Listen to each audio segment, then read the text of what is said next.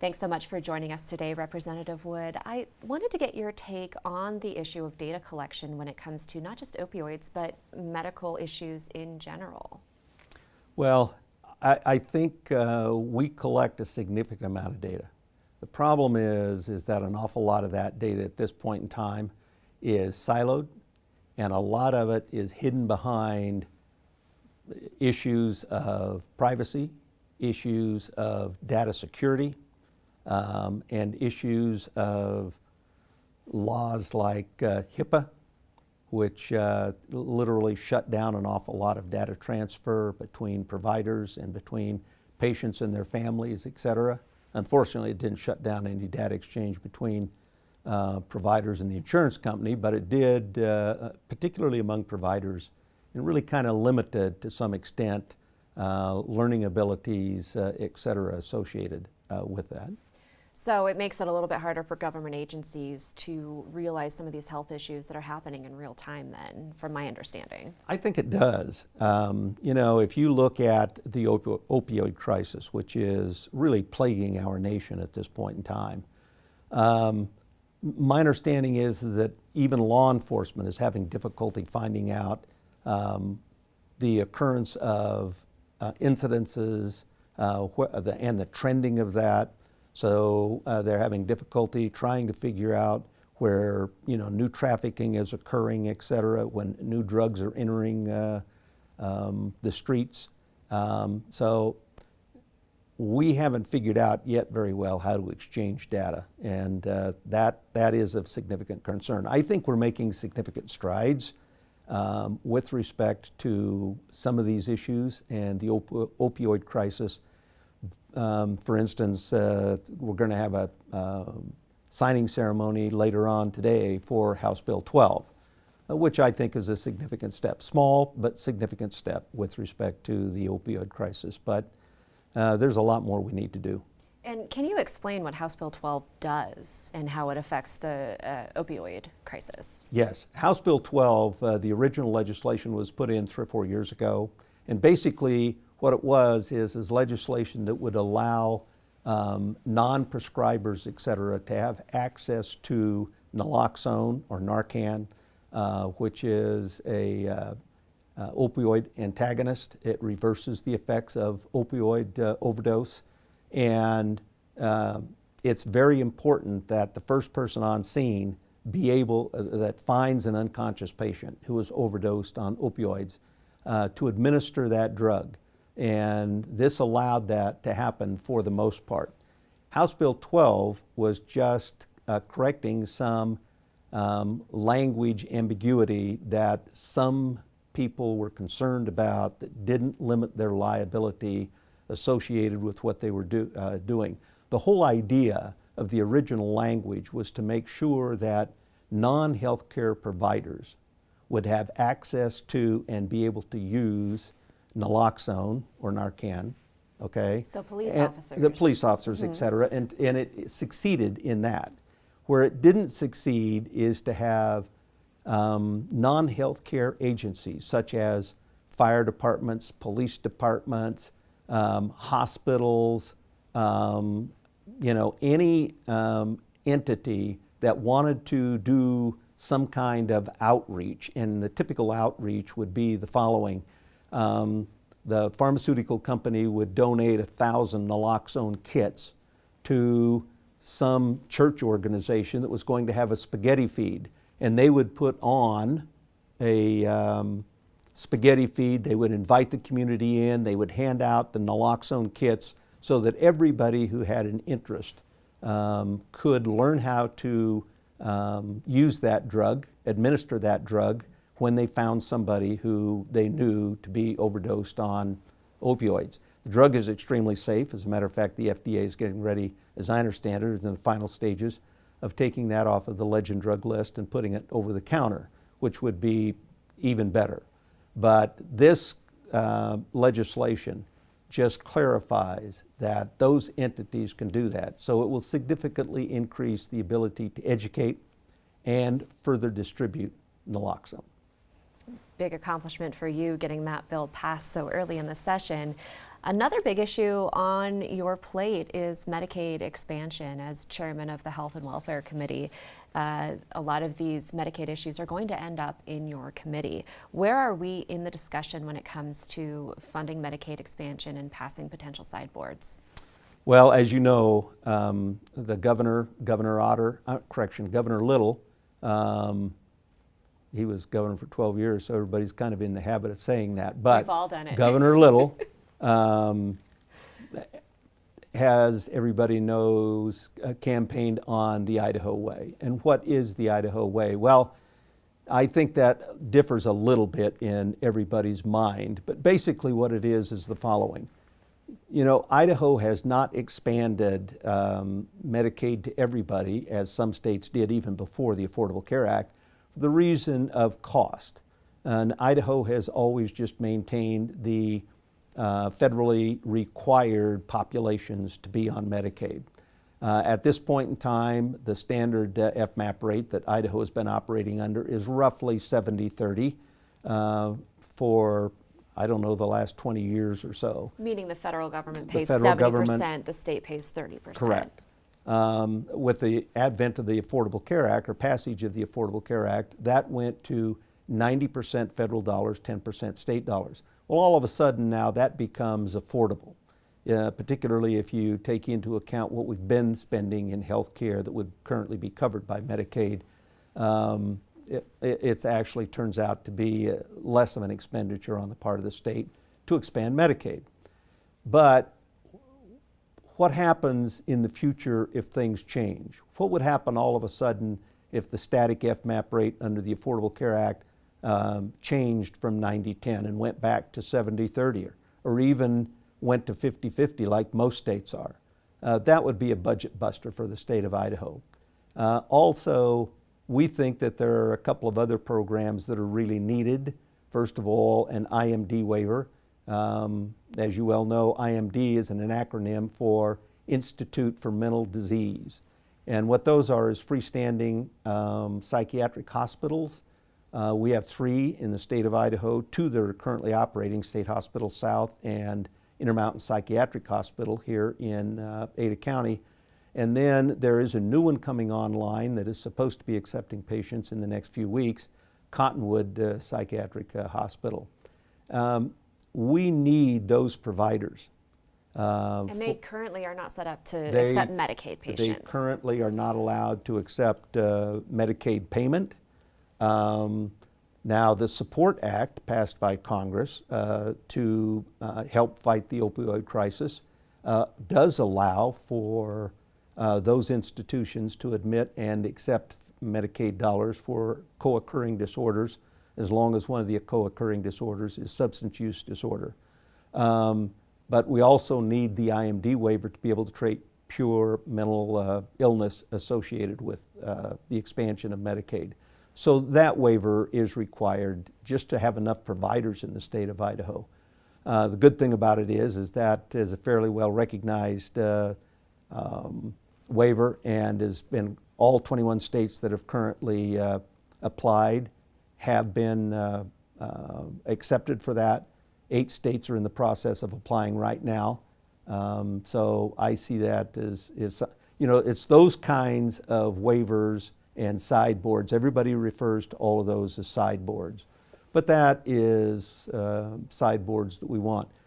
We also, one of the sideboards, if you want to call it that, is a federal program of, it's an optional federal work program. It does not interfere with eligibility, but is the most successful program of work training to move people off of Medicaid, that get them more work training, better paying jobs, so that they have more income, so that they move off of the federal program of Medicaid onto a program of either going to work for an organization that has benefits, or the ability to afford their own benefits on the exchange. Is this a program that would be covered by that 90-10 match, or would the state have to pony up the money for the entire cost of the program? The voluntary program, jobs training program, would only cost the state $140,000 ongoing a year to pay for. It's still $140,000, but compared to what other programs cost, That's a rounding error. That's a rounding error almost. Okay, in Idaho, $140,000 is probably not a rounding error, but when you're speaking about a $3 billion program, it's a rounding error. So I'm curious, we talked to Representative John Vanderwoude, and he said that he has 13 proposals on his desk with various sideboards and a whole bunch of different options. One of the ones he was most excited about was an enrollment period for Medicaid, where people, just like if they were working with the state insurance exchange or private insurance, that there's a specific enrollment period that they could come online with Medicaid. Where are you on that proposal? Representative Vanderwoude's office is right next to mine in the Capitol. He has a chairman's office right next to mine. And we talk every day. As a matter of fact, just before I came over here to speak to you, Representative Vanderwoude and I were talking about that exact topic for about 30 minutes before we came here. We talk a couple, 3 times a day. And that is exactly what's going on in the Capitol at this point in time. We've got there's several groups, Senate group, House group, and then a combined Senate and House group trying to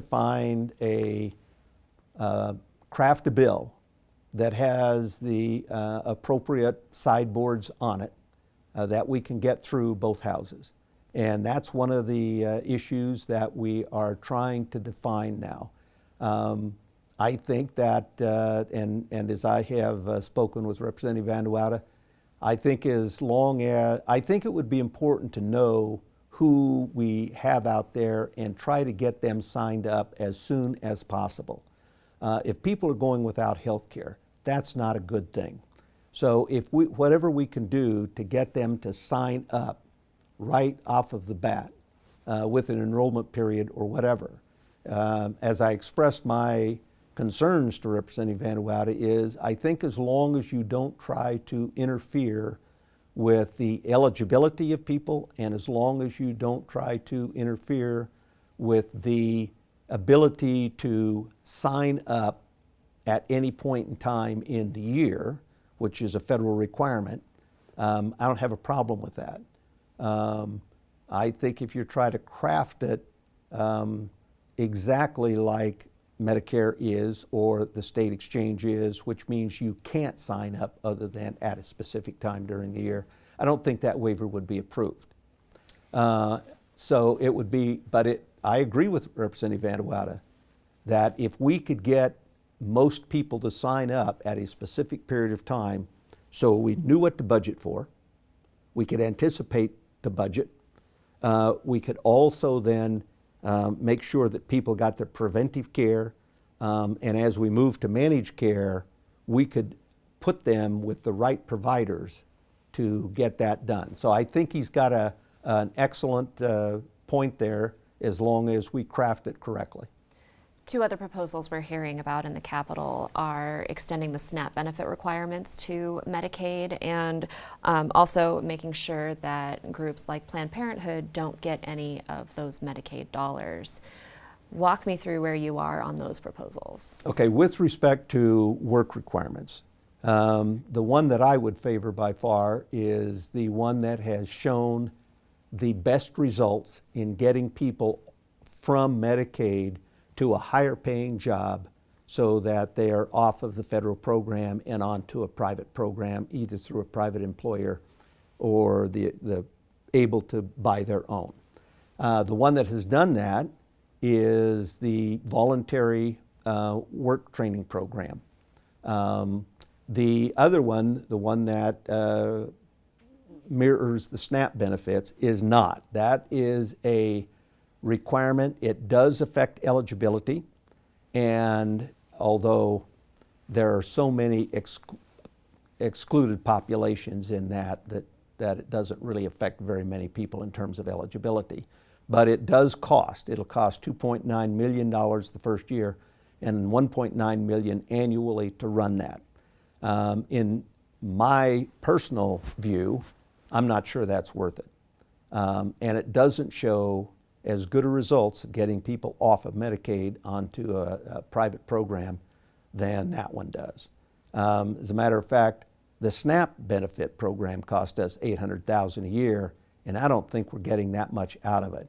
We would probably be better off changing SNAP to the voluntary program to get them more job training, et cetera. With respect to Planned Parenthood, Planned Parenthood is not a subcontractor for the state of Idaho, except for two small programs. One is the breast and cervical cancer program, where they do screening for breast and cervical cancer. And there is one outreach program, a new program, an outreach program for women's health. Neither of those are associated with abortions at all. And by far the biggest of those two programs are the screening program for breast cancer and cervical cancer for women. And those are special waiver programs that are granted by the federal government. With respect to abortion and Planned Parenthood, they have their own grant from the federal government that comes directly from the federal government to Planned Parenthood, and we don't have any, that doesn't go through the state. The state has nothing to do with that. We don't appropriate those dollars or anything else. Planned Parenthood also, the federal government with respect to Medicaid has very strict any willing provider laws. You can't exclude providers basically at all for the traditional routine Medicaid, the provisions of health care that or the benefits that Medicaid provides, okay? In Idaho, of course, the only thing that's allowed for abortions is rape, incest, and the real physical health of the mother. When it comes to Medicaid dollars paying for those procedures. When it comes to Medicaid. And you know, some years we have none, some years we have one or something, but it's a very narrow, and essentially every single one of them are issued under court order. So there's, not always, but essentially every one of them are. You mentioned the SNAP benefits, the work requirement that goes along with that, and how it would be costly to the state if we attach that to Medicaid expansion. You used the phrase, in my personal opinion, but you are a pretty influential person in the House. You could choose not to hear that bill.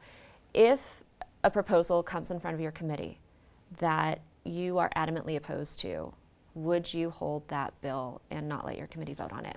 You know, I don't think so with respect to this particular issue, for the plain and simple reason that, you know, this is such a highly charged and such a highly emotional issue that you have to let people vent. You have to let people have their say. But venting is different than voting. I get that, okay? And I didn't say how I would vote. You asked whether I would allow a hearing on the bill, and the answer is yes, because I think it's important to do that, okay? Now you know, the chairman's prerogative to hear or not hear is a pretty powerful prerogative, but you have to be very, very, very careful how you use that. But in this particular issue, I think I've stated, and most people have heard me say, you know, you bring your bill, we'll hear it. Don't ask me how I'll vote, but at least you'll get your chance to stand up in front of the committee and make your case about what you want. It seems to me that there are two different conversations going on in Idaho right now. The conversation that people are having in supporters of Medicaid expansion, it passed with 61% of the vote. And then there's the conversation that's going on in the State House, talking about adding these sideboards on. We've heard from people repeatedly in the joint health and welfare listening session that you had last week that for the most part, they wanted a clean Medicaid expansion bill. Why is that disconnect happening? Well, I don't know whether I would describe it as a disconnect. You know, one of the reasons that you have legislators here is that over time, you learn what it takes to actually have a functioning government. And one of the things that it takes to have a functioning government is you have to be cognizant of long-term budget. You have to be cognizant of what is capable, et cetera. You have to, there are all kinds of things that have to fit into the same puzzle, okay, into the same pie. An awful times when I hear the public speak, they speak about their particular wishes and their particular wants, and they don't stop and take into account everything else that is going on in the state, the economy of the state, and what possibilities could affect the economy of the state. The principal concern that the legislature has, to be honest with you, is budgetary concerns going forward. And I think that's the most honest opinion. I mean, that's the most honest concern that people have. Now, there are some ideological concerns that some people have. I don't mean to dismiss those either. But the general rank and file legislator understands the budget concerns here. And I think that's where there's some hesitation and why people are concerned that they want to put sideboards on it. Now, I can say this, I don't think there's any appetite whatsoever up there to overturn Proposition 2, and I don't think there's any appetite whatsoever to delay implementation. That's not the point. The other issue to bring up is that we can send in a plan amendment every day. So the second that this sideboard bill passes, okay, there will be a new amendment, a new plan amendment to take into account the sideboards that we're going to put on it. For instance, the IMD waiver, et cetera. The state plan will be amended immediately to do that.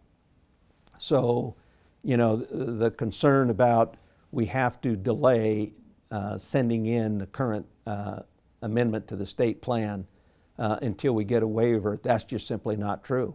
We can send in a new waiver request every week. So in other words, that 90-day deadline Right. doesn't have anything to do with what the legislature is doing. You can amend that plan after that 90-day deadline. It has no effect whatsoever. We can send in a plan amendment on day 90. We can send another one in on day 95. We can send another one in on day 100. One last question. Yes, ma'am. What are the chances that the legislature simply funds Medicaid expansion and goes home without any sideboards other than the IMD waiver? I don't think that's in the realm of possibility. There will be other provisions. Now, some of them are not waivers, but the 90-10 question, et cetera, those will be actual amendments to Prop 2 as opposed to waiver requests. But I think you'll see 2 or 3 waiver requests, but 0 waivers, no. All right. Representative Fred Wood, thank you so much for your time. Thank you.